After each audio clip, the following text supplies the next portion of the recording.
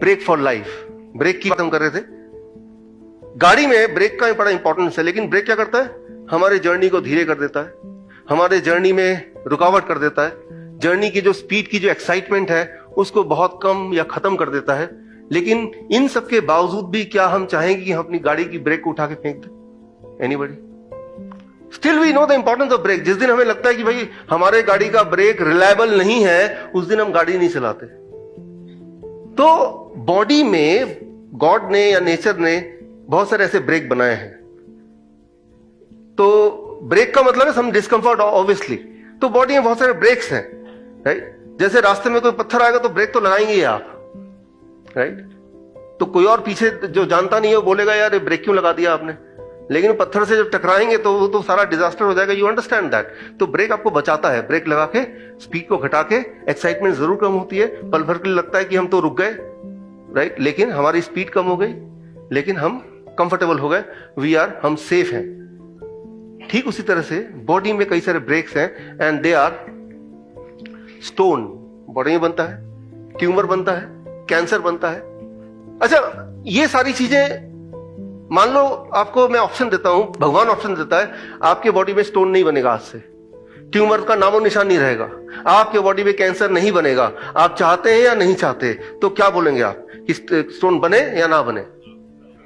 आप बोलेंगे नहीं भाई हमें नहीं चाहिए stone, we don't want cancer, we don't want tumour, that's what, right? अच्छा, मैं आपसे ऐसे पूछता हूं, आप गाड़ी खरीदने गए, बोला कि ये गाड़ी है, गाड़ी में जैसे एसेसरीज है, उसमें से एक एसेसरी है ब्रेक, ये लगा दूं कि नहीं लगाऊं? क्या बोलेंगे आप? लगा दीजिए, राइट? क्योंकि आप कॉन्सिक्वेंसेस देख रहे हैं, नहीं लगाने से क्या क्या दिक्कतें आ सकती हैं, आप दूर तक सोच सकते हैं, राइट? अब इसको जरा अंडरस्टैंड कीजिए कि जो काम गाड़ी में ये ब्रेक करता है, राइट, वही वाला काम हमारे गाड़ी में, हमारा गाड़ी कौन है और बॉडी, उसमें ये स्टोन करता है, ये ट्यूमर करता है, cancer. Let me help you understand. Stone ये क्या है? आप अगर स्टोन निकालेंगे बॉडी से, किडनी स्टोन, गॉलब्लैडर स्टोन, उसको निकाल के माइक्रोस्कोप में डालेंगे तो उसमें बहुत सारी चीज निकलेंगी, बहुत सारे मिनरल्स निकलेंगे, मिनरल्स, मैग्नीशियम निकलेगा, पोटेशियम निकलेगा, मेनली कैल्शियम निकलेगा। तो वो कैल्शियम बॉडी क्या करता है, जब आप जो भी खाना खाते हैं उस खाने में बहुत सारे मिनरल्स होते हैं, और बहुत सारे ऐसे मिनरल्स हैं, इस फॉर्म में मिनरल्स है। कैल्शियम हमारे बॉडी के लिए बहुत इंपॉर्टेंट है, वो आपको बताइए। लेकिन कैल्शियम कई सारे फॉर्म में बॉडी में जा सकता है। कुछ ऐसे फॉर्म होते हैं जो बॉडी उसको यूटिलाइज नहीं कर पाती है, और जब वो यूज नहीं कर पाती है तो बॉडी के पास एक ही रास्ता है कि उसको कहीं ना कहीं इकट्ठा करे। अगर इकट्ठा नहीं करेगा तो वो ब्लड में वो घूमता रहेगा, कहीं हार्ट में अटकेगा, ब्रेन में अटकेगा, and it will create brain stroke, it will create heart attack. तो बॉडी चाहती नहीं कि ऐसा हो, तो वो कैल्शियम जो बॉडी यूज नहीं कर पा रही है, बिकॉज वो उस फॉर्म में नहीं जिस फॉर्म में बॉडी यूज कर पाती है उसको, तो बॉडी क्या करेगा, उसको एक्युमुलेट करेगा, एक जगह इकट्ठा कर लेगा, राइट?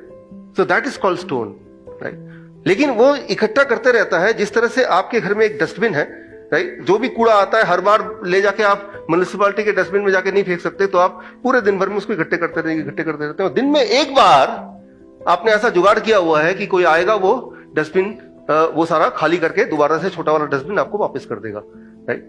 तो वो जो डस्टबिन का जो इंपॉर्टेंस है, नेसेसिटी है आपके घर में। कोई बोलेगा डस्टबिन तो अच्छा नहीं लगता, अच्छा दिखता नहीं घर पे, तो मैं डस्टबिन रखूंगा नहीं, ऐसा कोई हो सकता है? यू अंडरस्टैंड कि वो डस्टबिन की जगह क्या है, लेकिन आपको यह भी पता है कि हर दिन वो डस्टबिन खाली भी होनी चाहिए ताकि अगले दिन भरने के लिए वो खाली रहे। ठीक उसी तरह से हम में से हर एक के बॉडी में स्टोन बनता है। आगे मैं आपको दिखाऊंगा।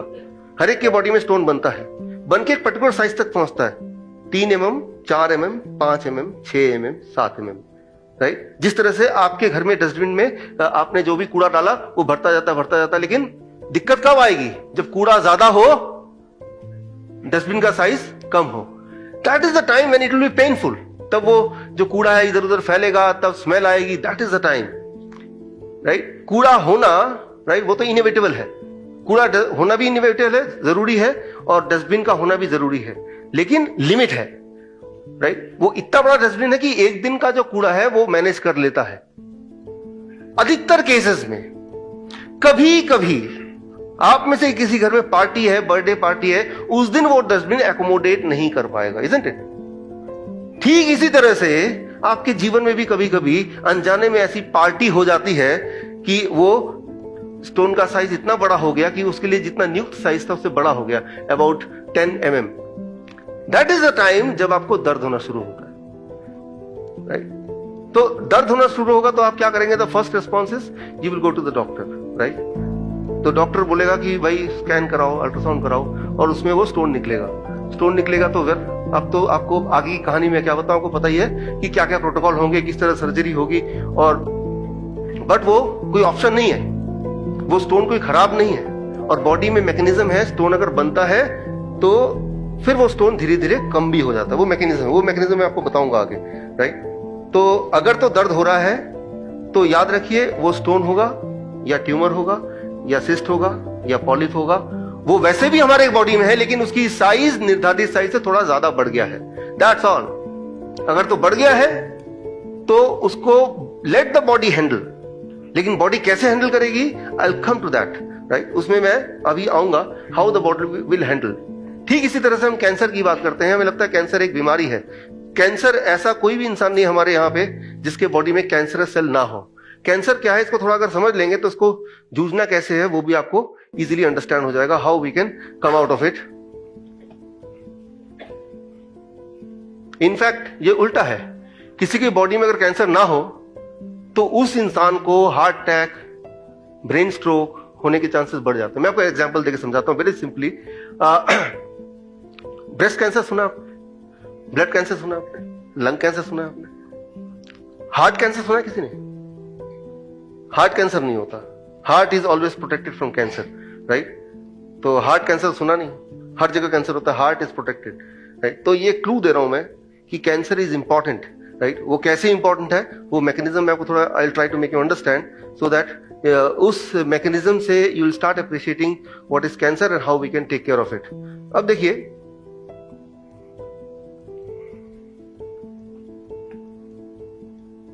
मान लीजिए ये ब्लड वेसल है और ये ब्लड यहां ऐसे फ्लो हो रहा है। अब क्या होता है, जो भी कुछ आप खाते हैं, खाने पे वो मैं आऊंगा, वो 7वां रूल है, लेकिन अभी जो भी कुछ मैं यूज कर रहा हूं, जो भी कुछ खाते हैं उनमें से कई सारी ऐसी चीजें जो बॉडी उसको यूज नहीं कर पाती है। तो कई बार बॉडी स्टोन बनाती है, कई बार बॉडी ट्यूमर बनाती है, और जब ये दोनों चीज नहीं बनाती है तो बॉडी उस कूड़े को हियर एंड देयर थ्रो करने लगती है, और अगर वो ये क्या बन जाता है, इट इज कॉल्ड ब्लॉकेज, वो पूरे बॉडी में बनता है। तो ये ब्लॉकेज से जिनको बचना है तो चॉइस है कि उनके बॉडी में स्टोन बनेगा, ट्यूमर बनेगा, तो ब्लॉकेज के चांसेस कम है।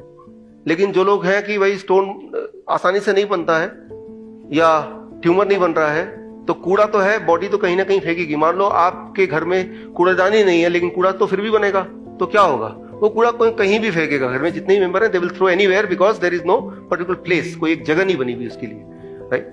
अब ये जो ब्लॉकेज है ये कहीं भी बन सकता है। This blockage can be in heart, it can be in brain, it can be in kidney, it can be in lungs.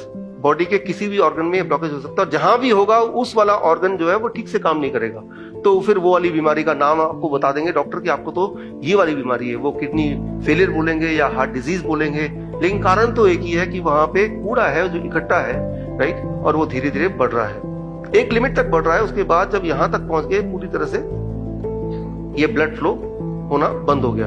तो ऐसे में इसके आगे जितने भी सेल्स हैं, all the cells ahead of it, जिनको इस ब्लड से ऑक्सीजन एंड फूड मिल रहा था, उनके साथ क्या होगा, what will happen to them, they will be dying most of the time, right? तो वो वाले सेल्स मर जाते हैं, तो फिर वो किडनी पार्शली काम कर रही है, लंग पार्शली काम कर रहा है, बिकॉज वहां बहुत सारे डेड सेल्स हैं जो कि हमारे लिए काम कर रहे थे। ये बड़ा सिंपल है, ये तो आपको ऑलरेडी पता है। लेकिन जो बात मैं आगे बताने जा रहा हूं जो ज्यादा इंटरेस्टिंग है वो ये, जो कि 1% लोगों के साथ होता है, 1% ऑफ यू, 1 और maybe little more than that. हर 100 में से 1 या 2 लोगों के साथ ऐसा होगा कि ये जो सेल्स हैं यहाँ के, ये बोलेंगे हमें नहीं मरना, will not die, in spite of the fact कि इनको ब्लड मिलना बंद हो गया, सप्लाई मिलनी बंद हो गई। तो ये क्या करते हैं, ये कहीं और से एक चोरी का रास्ता बनाते हैं, मेडिकली से बोलते हैं एंजियोजेनेसिस। एंजियोजेनेसिस मींस अपना ही एक चोरी का रास्ता बनाते हैं, ब्लड वेसल बनाते हैं अपना ही एक ऐसा ब्लड वेसल जिससे ये जितना चाहे ऑक्सीजन, जितना चाहे फूड ये चुरा सकें। तो बॉडी का ये ब्लॉकेज के बावजूद भी 2-4 दिन के बाद इन सेल्स के पास दोबारा से खाना आने लग जाता है और 2-4 दिन बिना खाने के ये सेल्स रह सकते हैं, राइट। तो अब यहां पे एक दिक्कत है छोटी सी। चोरी में क्या दिक्कत होती है? मान लीजिए एक यूनिवर्सिटी का स्टूडेंट है, उसके पास पैसे नहीं है फीस भरने के 10,000 रुपए। वो सोचता है मैं बैंक में डाका डालता हूं। डाका डाला, सामने बहुत सारा पैसा है। पहला ऑप्शन, वो 10,000 रुपए गिनेगा और भाग जाएगा। दूसरा ऑप्शन, जितने पैसे हाथ में आए वो उतना पकड़ेगा फिर भागेगा। पहला है दूसरा, कौन सा करेगा वो? His behaviour will be the second one.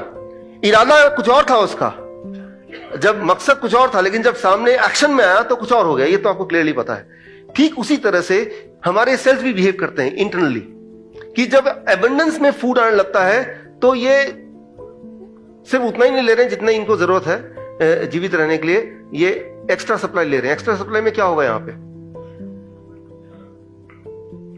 This will keep on growing very very fast. What it will become? That is what is called cancerous. अब कैंसर में क्या दिक्कत है? यहां तक अभी तो एक ही जगह था, तो यहां पे इस वक्त आपको, यानी कि हमारी बॉडी को, हमारे कार को, अब हमें दर्द होगा, पेन होगा, क्योंकि हमारे इस जगह के लिए, जिस सेल्स के लिए जितनी जगह लोकेटेड थी, जितनी जगह उसको नियुक्त की गई थी, उससे ज्यादा जगह वो ऑक्युपाई कर रहा है और ब्रेन आपको बताना चाहता है, ड्राइवर बताना चाहता है कि कुछ गड़बड़ है, तो वो पेन के जरिए, दर्द के जरिए आपको बता रहा है। तो आप वो दर्द होते ही, और दर्द कंसिस्टेंटली रहेगा, राइट, तो कुछ दिनों में दर्द बढ़ेगा क्योंकि वो जगह बढ़ रही है। तो ये वाला टाइम है, दिस इज द टाइम जब आपका दर्द किसी के लिए बिजनेस बन सकता है, राइट, कि अब दर्द हो रहा है तो वो फिर जाएगा, हॉस्पिटल जाएगा, कहीं जाएगा, परेशान होगा, वो सोचेगा यहीं से कुछ इलाज मिल सकता है, लेकिन वो दर्द यही इतना ही बता रहा है कि इस जगह में जितने भी सेल्स हैं उसको जितनी जगह हमने दी थी उससे ज्यादा जगह वो ऑक्युपाई कर रहा है, और ये बॉडी को ब्रेन बताना चाहता है, और बॉडी से ब्रेन बात करता है, वो एक सिग्नलिंग सिस्टम है, दैट इज कॉल्ड पेन, दर्द के माध्यम से, राइट। अब ऑटोमेटिक सवाल आएगा, तो क्या दर्द होने दें? दर्द तो बढ़ता जाएगा, दर्द तो सहा नहीं जा रहा। ये सवाल अपने पास रखिए, इसका जवाब आगे आएगा। ऐसा होने नहीं दें, राइट, हमें एक भी दिन होने देना नहीं है, उसको तुरंत ही कम करना है, लेकिन कम करने का जो रास्ता है, वो रास्ता क्या है हमारा? वो रास्ता बदलना है। कम करने का रास्ता, उसको स्कैन करके उससे साइज पता किया, अच्छा साइज 2 सेंटीमीटर है, ये तो कभी बस्ट हो सकता है, तो अब बायोप्सी करना है, चलो एक फिर और उसको खरोंचा, ठीक है ना, ये तो कैंसरस भी हो सकता है, ये तो ट्यूमर भी हो सकता है, और फिर एक आप भूल गए आपका एक्चुअल मकसद इस जीवन में क्या था, सारा ध्यान आपके उस तरफ चला गया, और लाइफ की पेनफुल जो शुरुआत है वो तो हो ही गई, जो कि कभी खत्म नहीं होगी। अब यहां पे थोड़ा सा आगे देखिए, बॉडी क्या करता है। ब्रेन भी नहीं चाहता कि आप इतने दर्द में रहें, तो यहां पे जो सेल्स हैं, कुछ सेल्स, ये जब देखेंगे कि यहां रहना मुश्किल है, तो ये ब्लड वेसल में जाके, ब्लड में जुड़ के किसी और जगह जाके, किसी और ऑर्गन में बस जाएंगे, और वहां भी उनका बिहेवियर सेम ही होगा, चुराने का। तो क्या होगा? ट्यूमर मल्टीपल जगह पे होगा, right. That is what is called cancer. इसे कैंसर बोलते हैं, राइट। यहां पे इंपॉर्टेंट बात है, हमारे ब्रेन में कुछ मैकेनिज्म है। जैसे गाड़ी में क्या है कि जब पेट्रोल कम होने लगती है तो क्या होता है, या ब्लिंक करने लगता है, वो सेफ्टी मैकेनिज्म है हमारे पास, राइट। तो वो ब्लिंक होने लगता है। ब्लिंक होने का मतलब ये नहीं कि भाई आप ब्लिंक होना itself is a problem. Blink होना कोई प्रॉब्लम नहीं है, वो प्रॉब्लम आ सकती है अगर उसको आपने ध्यान नहीं दिया। That is the only thing. So ये सेल्स जब दूसरी जगह जाके रहने लगते हैं, तो वहां के जो और सेल्स हैं वो उसको इनवाइट करेंगे, रहने देंगे या नहीं देंगे। उसके लिए वो क्या करते हैं, वो जो सेल्स हैं बाकी ऑर्गन के, तो वो सेल्स एक सिग्नल भेजते हैं यहां पे आके कि भाई ये यहाँ पे सेल्स आए हैं। जब भी यहाँ से ये कहीं और माइग्रेट करेंगे, ये नए सेल में जाएंगे, नए ऑर्गन में जाएंगे, तो यहाँ से एक सिग्नल इधर वापस आएगा कि यहाँ आपके यहाँ से कोई आया है, तो क्या हम रहने दें। तो ये जो सेल्स हैं ये बोलेंगे नहीं नहीं, वो तो ट्यूमर है, वो तो कैंसरस है, वो तो चोर वाले सेल है। तो फिर हमारी बॉडी उस सेल्स को रिजेक्ट कर देगी। तो ब्लड वेसल्स के थ्रू, वो हमारी इम्यूनिटी के थ्रू, वो जो सेल्स हैं धीरे धीरे वो खत्म हो जाएंगे। हमारी इम्यूनिटी उसको खत्म कर देगी, वो कैंसरस सेल, और धीरे धीरे ट्यूमर छोटा होता जाएगा। गेटिंग द पॉइंट यहाँ पे, राइट। तो यानी कि ट्यूमर एक साइज के बाद बढ़ नहीं सकता, कि बढ़ने से पहले उसको स्प्रेड होना पड़ेगा। स्प्रेड होंगे तो वो सिग्नलिंग सिस्टम, जैसे मान लो मैं आपको एग्जांपल दे रहा हूं, आपके घर में नॉक होता है, आप दरवाजा खोलते हैं, एक स्ट्रेंजर, एक अनजान आदमी है, वो बोलता है कि आपके घर में रहना है मुझे। You are shocked. फिर बोलता है वो डॉक्टर विश्वरूप जो आपके दोस्त हैं उन्होंने भेजा है, और आप मेरे खास दोस्त हैं, अब क्या करेंगे? आप रहने देंगे नहीं रहने देंगे? आप उनको बोलेंगे अच्छा भाई साहब बैठिए, जरूर आइए, और पीछे से क्या करेंगे जाके तुरंत ही? एक कॉल लगाएंगे सीक्रेटली कि भाई ऐसा कोई आदमी, ऐसे हुलिया ऐसा है, आपका नाम ले रहा है। तो तुरंत मैं समझ जाऊंगा यार ये वो तो चोर है, मेरा नाम लेके चोरी कर चुका 2 जगह, आप उनको भगाओ, वहां से भगाओ भी मत, उनको बिठाओ, पुलिस को बुलाओ, इजंट इट? तो ठीक इसी तरह से हमारा बॉडी बिहेव करता है। वो जो सेल्स हैं, जो चोरी वाले सेल हैं, ट्यूमर वाले सेल हैं, उसको इम्यूनिटी को पकड़ा देती है, वो डिस्ट्रॉय हो जाता है और धीरे धीरे ट्यूमर बड़ा जो था वो कट भी जाता है। ये नेचुरली होता है। बोलने का मतलब ये है कि मैं आपको दिखाऊंगा अभी कि हर एक के बॉडी में बहुत सारे ट्यूमर रोज बनते हैं। इस वक्त अगर कोई मेरा अल्ट्रासाउंड करेंगे तो 10-15 जगह ट्यूमर मिलेंगे, which is very normal and natural, that is not a sickness, right? लेकिन धीरे धीरे बॉडी के पास मैकेनिज्म उसको डिस्ट्रॉय करने का भी automatically, right? So that is the most important thing. लेकिन मान लीजिए आपने फोन किया और वो सिग्नल नहीं मिल रहे और बंदा वहां पे बैठा हुआ है, अब क्या करेंगे? उसको भगाएंगे? आप सोचेंगे क्या करें, तो आपके पास आइडिया आएगा, इनको बैठे रहने देता हूं और मैं फोन लगाता रहता हूं, कभी तो मिलेगा ना। लगाते रहे, रात हो गई, अब सोने का समय आ गया। अब बोलते कोई बात नहीं, इसको आज सोने दो, कल तो लग ही जाएगा। और कल सुबह जब फोन लगा तब तक देखा कि वो तो चोरी होकर सारा सामान भी लेके चला गया, right? What I mean to say, the same condition happens in the body.